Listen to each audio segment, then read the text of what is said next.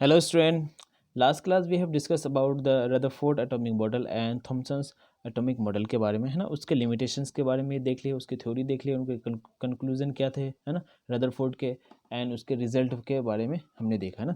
और साइज वगैरह के एटम एंड न्यूक्लियस के बारे में देखा था। आज के लेक्चर में हम बोहर एटॉमिक मॉडल के बारे में बात करते हैं, ठीक है। तो बोहर एटॉमिक मॉडल की ज़रूरत क्यों पड़ी है? क्योंकि आपका रदरफोर्ड एटॉमिक मॉडल क्या थे, आपके फेल हो गए थे, ठीक है।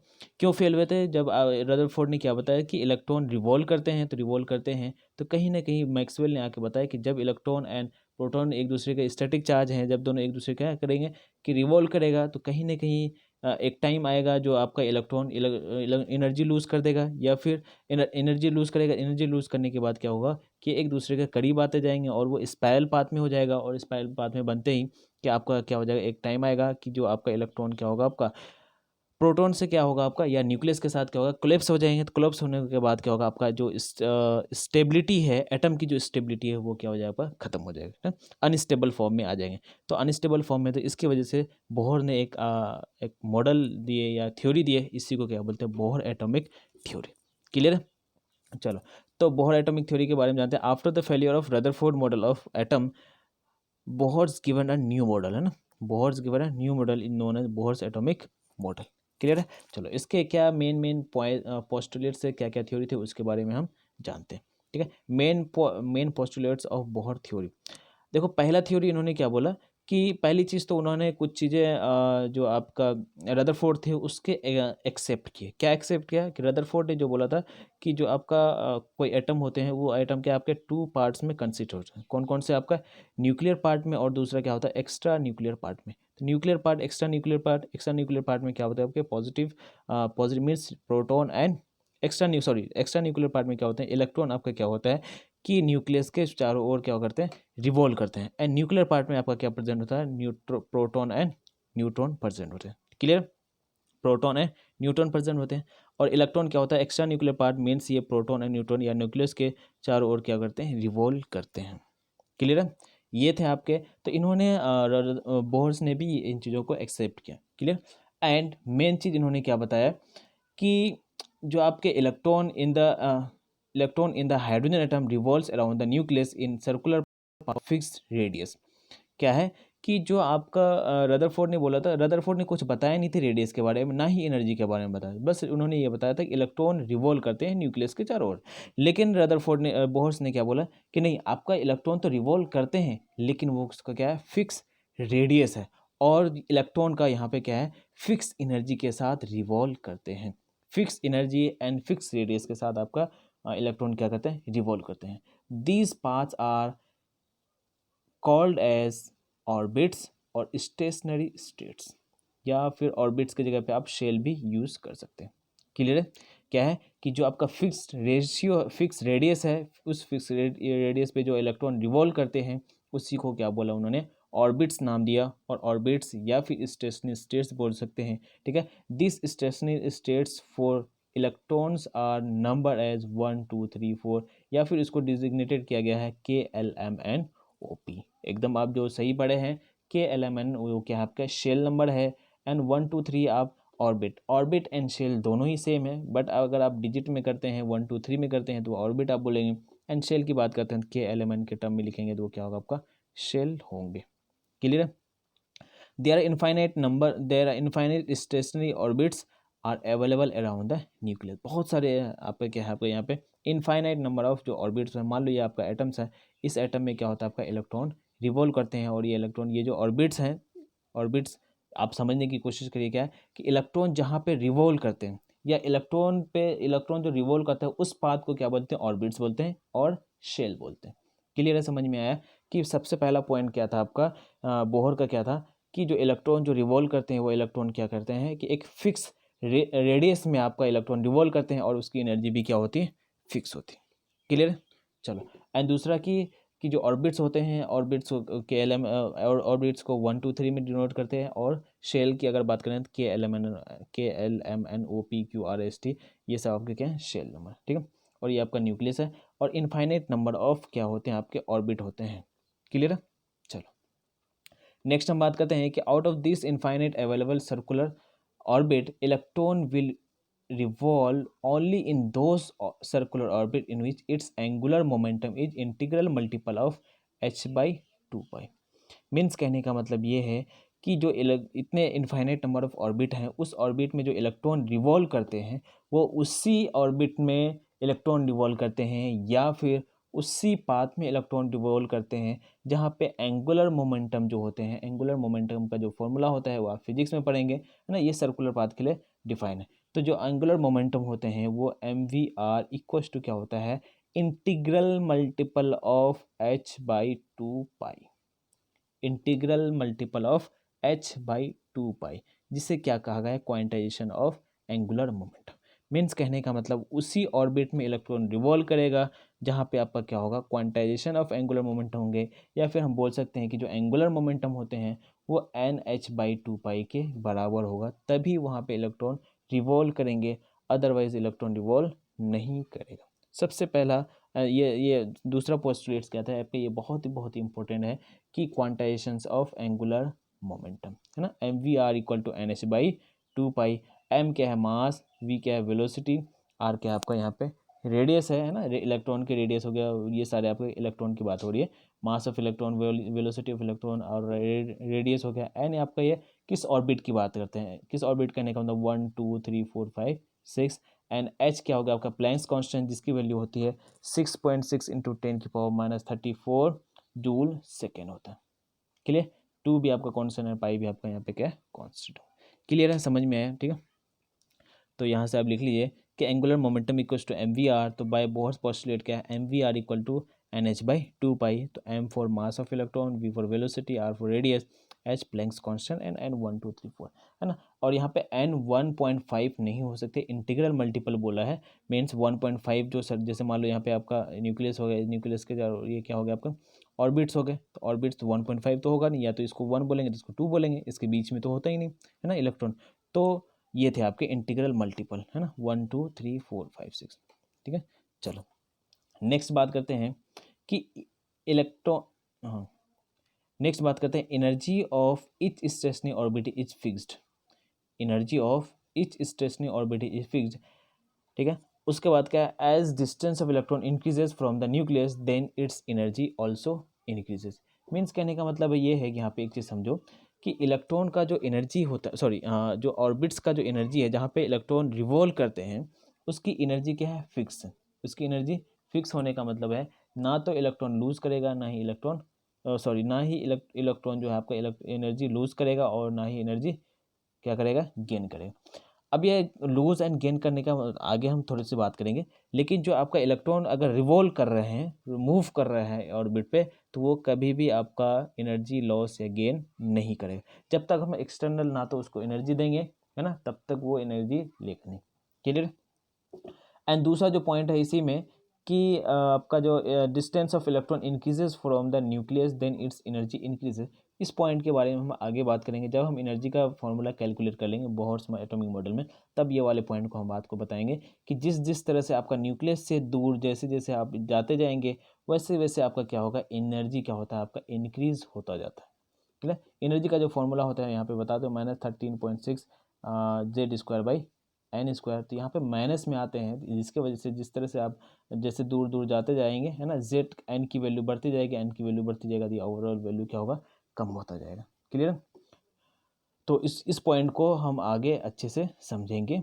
क्लियर। चलो नेक्स्ट पॉइंट की बात करते हैं, electron can be jump to any of the higher orbit. Means कहने का मतलब है कि मान लो अगर यहाँ पे आपका क्या एक ऑर्बिट है, हायर ऑर्बिट का मैंने कहने का मतलब जो ग्राउंड स्टेट्स है, ग्राउंड स्टेट्स के आगे, जैसे मान लो यहाँ पे 1 है, तो 1 2 3 4, तो 1 से आप 4th स्टेट में भी इलेक्ट्रॉन को रिमूव कर सकते हैं, 4th ऑर्बिट में भी, 1 से 4th ऑर्बिट में भी आपको आप क्या कर सकते हैं, इलेक्ट्रॉन को मूव करा सकते हैं।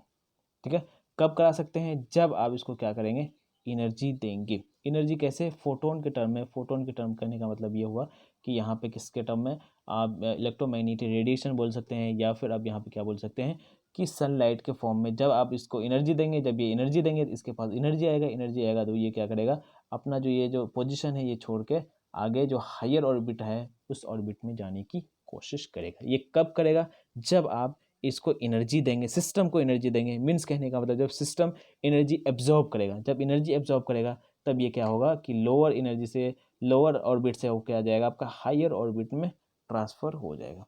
ठीक है, भले कुछ ही सेकंड के लिए जाएंगे, लेकिन इलेक्ट्रॉन को आप क्या कर सकते हैं, लोअर से हायर में ट्रांसफ़र कर सकते हैं। कब? जब आपका एनर्जी एब्जॉर्ब करेगा तब। क्लियर है? ये चीज़ आपको क्लियर होना चाहिए कि इलेक्ट्रॉन आपका मूव कर सकता है या हायर ऑर्बिट में जाएंगे तब जाएगा जब आपका वो सिस्टम क्या करे, एनर्जी एब्जॉर्ब करेगा। क्लियर?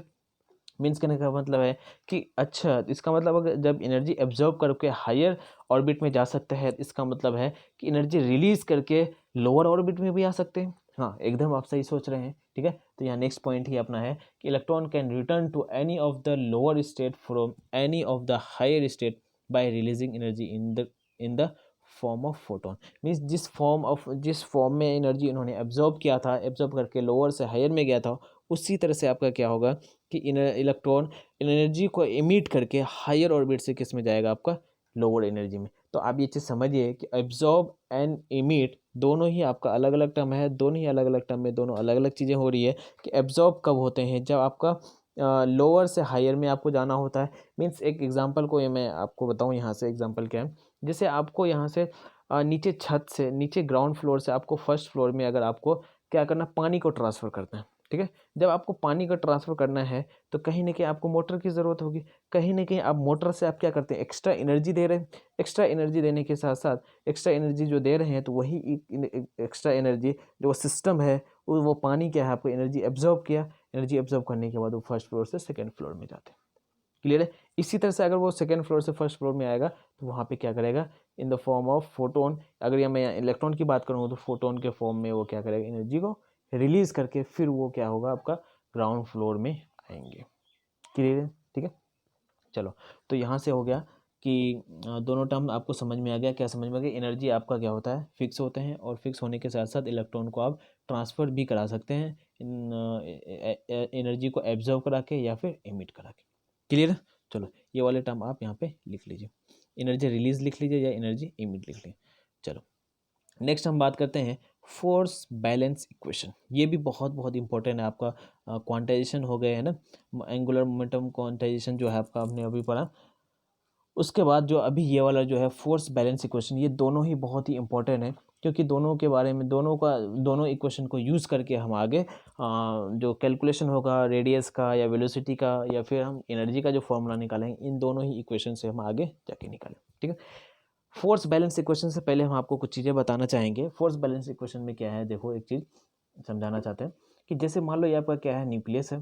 ठीक है, अब यहाँ पे एक इलेक्ट्रॉन होगा, ये इलेक्ट्रॉन हो गया, ये प्रोटॉन हो गया, एक तरह से मान लेते हैं। ठीक है, या न्यूक्लियस है।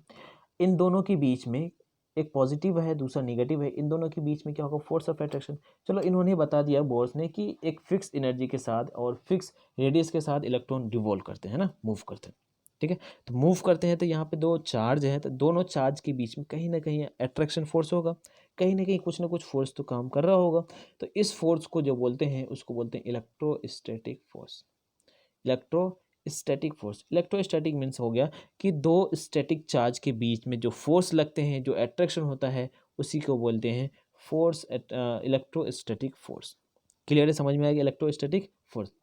एंड ये चीज़ें आप फिजिक्स में 12th में पढ़ेंगे, इलेक्ट्रोस्टैटिक फोर्स, ये पूरा चैप्टर ही इलेक्ट्रोस्टैटिक फोर्स के बारे में। ठीक है, एंड उसके बाद दूसरी चीज़ है कि जब ये इलेक्ट्रॉन मूव कर रहा है, ठीक है, जब ये इलेक्ट्रॉन मूव कर रहा है तो एक बाहर की तरफ एक फोर्स लगता है, जिसको बोलते हैं सेंट्रीफ्यूगल फोर्स। क्लियर? जिसको बोलते हैं सेंट्रीफ्यूगल फोर्स। एंड एक अंदर की तरफ एक फोर्स लगते हैं, जिसको बोलते हैं सेंट्रीपिटल फोर्स। क्या बोलते हैं? Centripetal force. जिस तरह से एक, अगर आप रस्सी ले लो, है ना, रोप ले लीजिए, उसमें कुछ बांध के अपने उंगली में अगर उसे घुमाएंगे तो यहाँ पे दो टाइप के फोर्स काम करेंगे। एक जिधर कि जो आपने ऑब्जेक्ट को लेके घुमा रहे हो तो ऑब्जेक्ट बाहर की तरफ काम करेगा, फोर्स क्या होगा, आपका बाहर की तरफ लगेगा। लेकिन रोप जो है, जो आपका उंगली है, वो अपनी तरफ खींचेगा। तो ये दोनों एक दूसरे को, जब वो तभी घूमते हैं जब एक दूसरे को क्या करते हैं, बैलेंस करते हैं। जब आपका रोप ऑब्जेक्ट का जो सेंट्रीफ्यूगल फोर्स हो गए, मान लो ये आपका सेंट्रीफ्यूगल फोर्स अगर ज़्यादा हो जाता है तो ये रोप क्या हो जाएंगे, आपके टूट जाएंगे, और ये आपका जो इलेक्ट्रॉन है, जो ऑब्जेक्ट है, वो बाहर चल जाएगा। क्लियर है? तो ये घूमेगा तब तक जब तक आपका क्या होगा, सेंट्रीफ्यूगल फोर्स और ये सेंट्रीपिटल फोर्स जब तक इक्वल नहीं होंगे तब तक ये घूम ही नहीं सकती। क्लियर? तो वही कॉन्सेप्ट आपका यहाँ यूज़ होता है। यहाँ पे सेंट्रीपिटल फोर्स की जगह पे आपका क्या आ जाता है, यहाँ इलेक्ट्रोस्टैटिक फोर्स हो जाते हैं। तो ये इनर की तरफ जो आपका काम हो रहा है ये इलेक्ट्रोस्टैटिक फोर्स है, और ये आपका क्या है, सेंट्रीफ्यूगल फोर्स। ठीक है, तो सेंट्रीफ्यूगल फोर्स का जो फॉर्मूला होता है वो होते हैं आपके mv²/r। क्या होता है आपका सेंट्रीफ्यूगल फोर्स का जो फॉर्मूला होता है mv²/r। ये आप सारी चीज़ें आप क्या फिजिक्स में पढ़ेंगे इस वाले टर्म में, लेकिन मैं आपको बस वहाँ की कुछ चीज़ें मैं आपको यूज़ कर लेता हूँ, कुछ चीज़ें यूज़ करके हम आगे डेरिवेशंस करेंगे जो बोहर्स ने किया था। क्लियर? अब देखो इलेक्ट्रोस्टैटिक फोर्स कहने का मतलब है कि एक तो न्यूक्लियस हो गया चार्ज Q1 और ये इलेक्ट्रॉन हो गया चार्ज Q2। तो हम यहाँ पे एक फॉर्मूला है K Q1 Q2/r²। इलेक्ट्रोस्टैटिक जो फोर्स है उसका जो फॉर्मूला होता है वो फॉर्मूला होता है K Q1 Q2/r²। क्लियर है समझ में? ठीक है, तो यहाँ पे जो आप जब फोर्स ऑफ अट्रैक्शन को बैलेंस करेंगे, फोर्स ऑफ अट्रैक्शन को बैलेंस करिए, क्या होते हैं, एक आपका क्या Q1 Q2 एंड दूसरा क्या आपका सेंट्रीफ्यूगल फोर्स, दोनों क्या है आपका centrifugal force and electrostatic force क्या हो गया आपका, दोनों इक्वल हो गए। तो क्या इक्वल होते हैं, तो mv²/r और kz²। कहने का मतलब है K Q1 Q2/r²। यहाँ पे तो Q1 को ZE इसलिए लिखा है क्योंकि यहाँ पे क्या आपका न्यूक्लियस है, तो न्यूक्लियस है तो कितने नंबर ऑफ प्रोटॉन है ये नहीं पता, and number of proton and charge, number of electron है ना, इलेक्ट्रॉन एंड प्रोटॉन का दोनों का चार्ज क्या होता है, सेम होता है। प्रोटॉन क्या होता है +1.6 × 10⁻⁹ एंड यहीं पे इलेक्ट्रॉन का जो चार्ज होता है -1.6 × 10⁻⁹। क्लियर? दोनों में सेम होते हैं लेकिन नेचर क्या होता है आपका डिफरेंट होता है। यहाँ निगेटिव पॉजिटिव से मतलब ये है कि पॉजिटिव प्रोटॉन एंड इलेक्ट्रॉन का दोनों का जो नेचर होता है वो एक दूसरे के ऑपोजिट है।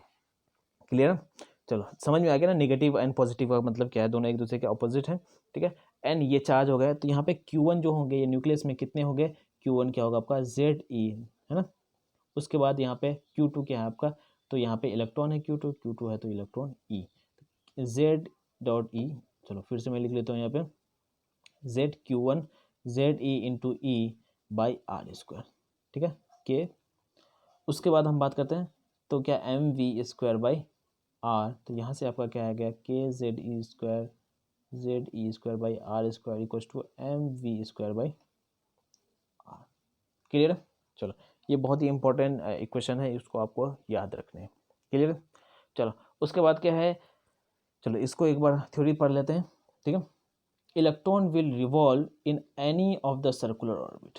ठीक है, इलेक्ट्रॉन क्या होता है, किसी भी सर्कुलर ऑर्बिट में रिवॉल्व करते हैं, तो unless until force acting towards centre, तब तक रिवॉल्व करेंगे जब तक आपको क्या फोर्स की तरफ सेंटर की तरफ काम करे। And electrostatic force of attraction should be equal to force acting away from the center, that is centrifugal force. Clear है? चलो तो ये हमने आपको ये चीज़ें आपको बताई दिया।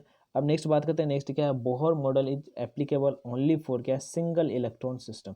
ओनली फॉर किसके लिए एप्लीकेबल, ये सिंगल इलेक्ट्रॉन सिस्टम के लिए एप्लीकेबल है, बाकी किसी के लिए भी एप्लीकेबल है। जैसे एग्जांपल बात करो, जैसे हाइड्रोजन, तो हाइड्रोजन में नंबर ऑफ इलेक्ट्रॉन कितने हैं, H1 है, तो ये इसके लिए एप्लीकेबल होगा बोहर्स एटॉमिक मॉडल। दूसरा मैं बात करूँ, अगर हीलियम की बात करूँ, तो हीलियम में जो नंबर ऑफ इलेक्ट्रॉन है कितने आपके 2, तो ये हीलियम के लिए एप्लीकेबल नहीं है, लेकिन हीलियम प्लस के लिए एप्लीकेबल होंगे। क्यों? हीलियम प्लस का मतलब ये हो कि ये इलेक्ट्रॉन को क्या कर दिया, लूज कर दिया, इलेक्ट्रॉन को लूज कर दिया, तो हीलियम क्या हो गया आपका यहाँ पे प्लस चार्ज हो गया। क्लियर? इसी तरह हीलियम, अगर बात करूँ लिथियम में, तो लिथियम की बात करेंगे तो लिथियम एप्लीकेबल नहीं है।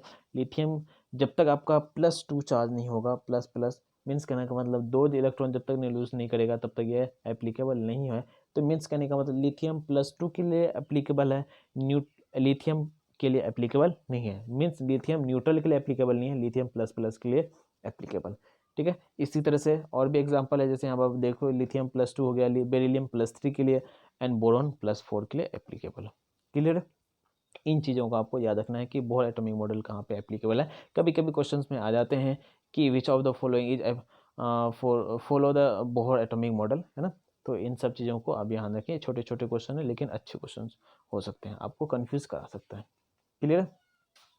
चलो अब हम बोहर एटॉमिक मॉडल का क्या करें, कुछ एप्लीकेशन देखते हैं। एप्लीकेशन में सबसे पहला एप्लीकेशन हम क्या बात करेंगे कि हम बोहर्स एटॉमिक मॉडल से क्या करते हैं कि जो उन्होंने रेडियस कैलकुलेट किए थे, जो साइज रेडियस कैलकुलेट किया उसके बारे में हम बात करते हैं। फिर हम नेक्स्ट लेक्चर में हम वेलोसिटी की बात करेंगे, फिर हम एनर्जी के बारे में बात करेंगे। क्लियर है? चलो चलो, तो calculation of radius of any particular orbit, है ना, किसी भी पर्टिकुलर ऑर्बिट के हम क्या कैलकुलेट करेंगे, रेडियस कैलकुलेट करेंगे। तो जो हमने दो फॉर्मूले देखे थे अभी तक, उन दोनों फॉर्मूले की बात करते हैं।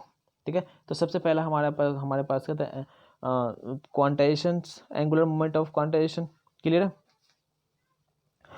क्वांटाइजेशन ऑफ एंगुलर मोमेंटम या एंगुलर मोमेंटम क्वांटाइजेशन, है ना। क्वांटाइजेशन ऑफ एंगुलर मोमेंटम हमने क्या देखा, M V R equals to N H by two pi. दूसरा क्या था, force balance equation, M V square by R equals to क्या, के जेड स्क्वायर, मीन्स कहने का मतलब M V square by R क्या है आपका, सेंट्रीफ्यूगल फोर्स इक्वल्स टू क्या है आपका दूसरा, इलेक्ट्रोस्टैटिक फोर्स। दोनों इक्वल है। अब दोनों इक्वेशन को हम क्या करते हैं, इन दोनों इक्वेशन का यूज करके हम क्या करेंगे, यहाँ से हम क्या करेंगे, रेडियस कैलकुलेट करेंगे। क्लियर है? चलो, तो हम यहाँ पे क्या करते हैं, इक्वेशन फर्स्ट को यहाँ से, इक्वेशन फर्स्ट में v का वैल्यू हम निकाल लेते हैं। v का वैल्यू, तो बाकी जो टर्म है m और r, ये दोनों एक दूसरे को क्या करें, दूसरे वाले साइड भेज देंगे। तो v का वैल्यू ये आ गया दूसरा। और दूसरा इक्वेशन में क्या, M V square by R, तो वी स्क्वायर का जो वैल्यू हमने लिया है, ये वी स्क्वायर का वैल्यू इसमें पुट कर लेते हैं। तो m by R equals to M by R into V square है, तो वी स्क्वायर बाई की जगह पे हम क्या लिखें, N H by two pi into one by M R का होल स्क्वायर इक्वस टू क्या लिखेंगे, के जेड ई स्क्वायर, एक second, K Z E square by R square. Clear? तो यहाँ से देखो कुछ कुछ कैंसिल हो रहा है कि m into N square H square by R into two pi को क्या लिखेंगे, four pi square into M square R square. ठीक है, K Z E square by R square. तो यहाँ से आर स्क्वायर को क्या करेंगे, कैंसिल कर लो, आर स्क्वायर स्क्वायर।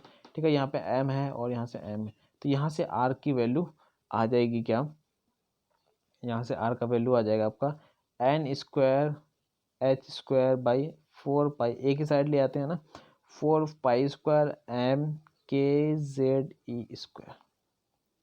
क्लियर है?